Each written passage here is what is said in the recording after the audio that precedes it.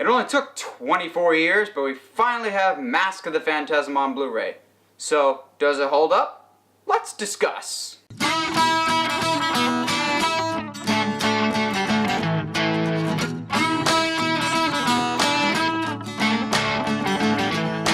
Hey movie fans, so Batman Mask of the Phantasm is a beloved Batman film, but primarily just in the Batman circles. A lot of the general population doesn't know about this movie, but they should, because this movie's kind of amazing. The movie follows Batman and as he is wrongfully accused of murders of these big mob bosses in the city of Gotham. So he's not the one that's committing these crimes because, as we all know, except for Zack Snyder apparently, Batman does not kill. Except in a lot of Batman v Superman. And now I'm sad. But back on topic, the Phantasm is the one doing all these murders. So Batman has to track down who this Phantasm is and clear his good name. In the process, we have one of, if not the best Batman film to date. Now, I'll get back to that in a second, so just stick with me. I am not crazy. I'm still thinking of The Dark Knight. We'll come back to this argument in a bit. But what makes this movie, Mask of the Phantasm, so revered 24 years later after it more or less completely flopped at the theater? I would have seen it had I not been like 2 or 3 months old when the film came out. I saw it like a lot of other kids that I know of that saw this movie. We saw it all the time on Cartoon Network on reruns, and it's even better now that I'm an adult. I grew up watching Batman animated series on Cartoon Network all the time. I believe it was 4:30 every day after Addams Family. It was the best thing. So I just liked this movie as a kid, just thinking, hey, it's a good movie. Watching it now, I think it's one of the best Batman films ever.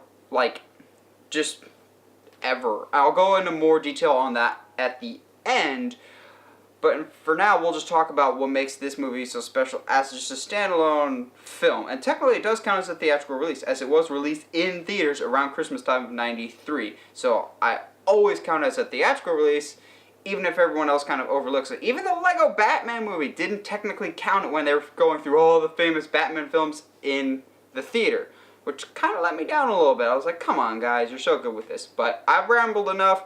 What makes Mask of the Phantasm so special? First of all, you have Kevin Conroy and Mark Hamill voicing the Batman and Joker respectively. Now these two are like the most synonymous with the characters if you know Batman the Animated Series or the Arkham games. These guys are just the definitive Batman and Jokers for a lot of kids, myself included. If you grew up watching the animated series, it's the same voice cast, but these guys really just bring it to another level. This whole movie is basically like an animated series episode, just given up a movie budget and a lot better storytelling. The show had great storytelling, but this just takes it to a whole new level, as there's a great mystery in it as to who the Phantasm is. But not just the mystery, it goes into backstory of Bruce Wayne incredibly well, of balancing flashback scenes with the present day, and doesn't really get it confusing. It flows incredibly well. The past and the present kind of flow into one cohesive narrative, and you get invested in both the past and the present. It's really, really nice to see that, as opposed to some jarring flashbacks, or in the case of Batman v Superman, flash forwards that are confusing and distract from the main story. These complement each other very, very well, and the voice work is just amazing that you get invested in these characters. You like Batman, you hate Joker. But I think one of the best things about this is Joker is not the main villain. He's being hunted by Phantasm too. Phantasm is the main villain in this, and oh, Phantasm is like the best original creation I've ever seen. Phantasm is a completely new villain for this, like Arkham Knight was supposed to be in Batman Arkham Knight. And it wasn't. This one, however, is completely original. The design is amazing. Can we please get Phantasm in a live-action movie someday? The design is amazing. The voice work for the character is amazing. Basically, at one point Joker even says it's the ghost of Christmas future from A Christmas Carol, and that's what the character kind of looks and acts like. It's the angel of death. In fact, when the character is going to commit all these crimes and killing off mob bosses, the character literally says, "Your angel of death awaits." As a kid, that's terrifying. As an adult, That's terrifying, and it's awesome. This character is really engaging and compelling, and you want to see more of this character. Now, I have a little bit of gripes with the Phantasm, but we'll get to that more in the negatives. Given that this film was released in theaters, it clearly had a better budget. What made this stand out really more so than a standard Batman the Animated Series episode or some other just like made-for-TV movie like Batman Sub-Zero or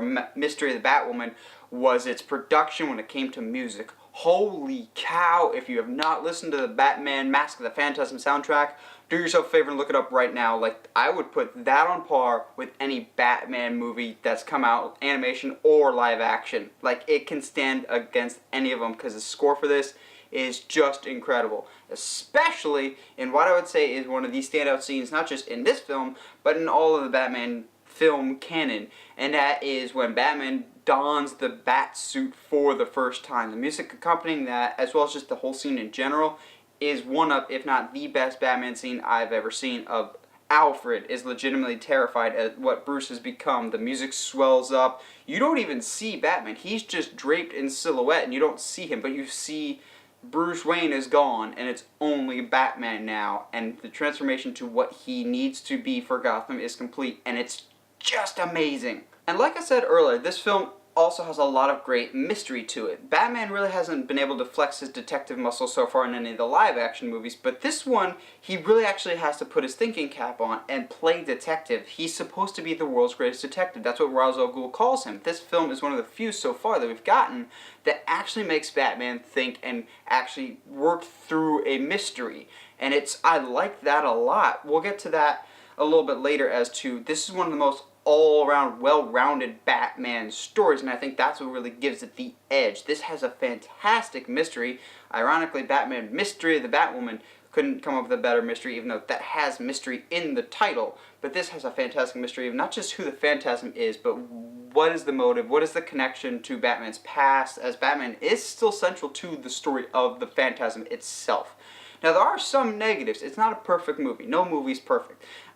Interestingly, a lot of my negatives have to come with the Phantasm. The Phantasm has a lot of these cool abilities, but we don't really know how they have it. Like, the Phantasm can just disappear and reappear with a puff of smoke. It's never really explained how they can do that. Some aspects are, it's hard to go into without going into spoilers, but some aspects of the character aren't really made clear, and I would have liked just a sentence or two of how this could have happened, but it just never happens.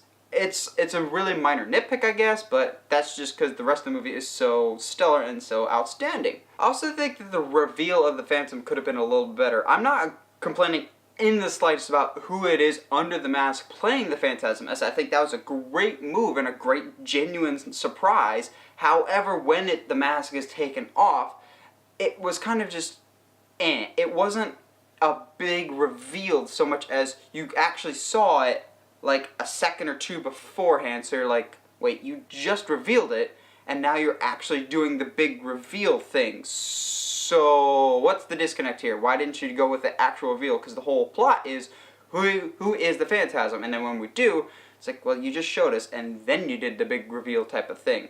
So I think that could have been a little bit better, and I also think the ending was a bit vague. I know there's probably reason for that, but I just thought, wait, I'm confused. Is this that? Is this person okay? I'm just lost. But as a whole, the film is just amazing. Like, it is really spectacular. So I said at the beginning, I'd explain why I claim this is the best Batman movie ever made, theatrical or animated. Even more so than movies like Batman Begins or The Dark Knight or the cinematic classic that was Batman and Robin or Batman v Superman.